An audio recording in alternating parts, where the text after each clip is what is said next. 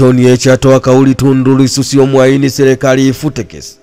Makamu mwenyekiti wa Chama cha Demokrasia na Maendeleo Chadema Bara John Heche ameitaka serikali ya Jamhuri ya Muungano wa Tanzania ifute kesi ya uhaini inayomkabili mwenyekiti wa Chama cha Demokrasia na Maendeleo Chadema Tundu Antipas Lissu, akisema kesi hii ni ya uongo na Lissu sio mwaini.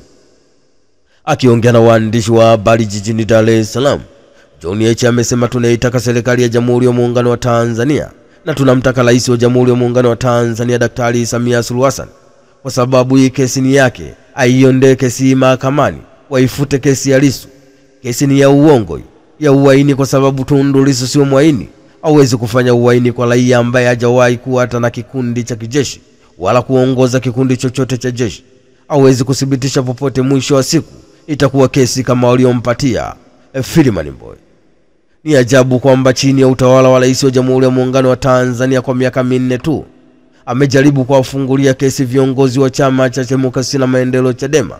Mwanzo walimfungulia Freeman Mbowe kwa kesi ya ugaidi, na sasa wanamfungulia Tundu Antipas Lissu kwa kesi ya uhaini, ambayo hukumu yake vile vile ni kunyongwa mpaka kufa.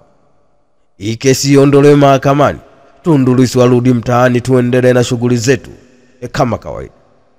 John Heche ameendelea kusema kuwa kesi hiyo ya Tundu Lissu inatarajiwa kuendelea siku ya tarehe 24 mwezi wa 4 mwaka 2025 katika mahakama ya Kisutu jijini Dar es Salaam, ambapo John Heche amewataka Watanzania wote kujitokeza kwa wingi kufuatilia mwenendo wa kesi hiyo mahakamani. Ni taarifa kutoka jijini Dar es Salaam. Hatimaye makamu mwenyekiti wa Chama cha Demokrasia na Maendeleo Chadema Bara John Heche ameitaka serikali ya Jamhuri ya Muungano wa Tanzania ifute kesi ya uhaini inayomkabili mwenyekiti wa Chama cha Demokrasia na Maendeleo Chadema Tundu Antipas Lissu, akisema kesi hii ni ya uongo na Tundu Antipas Lissu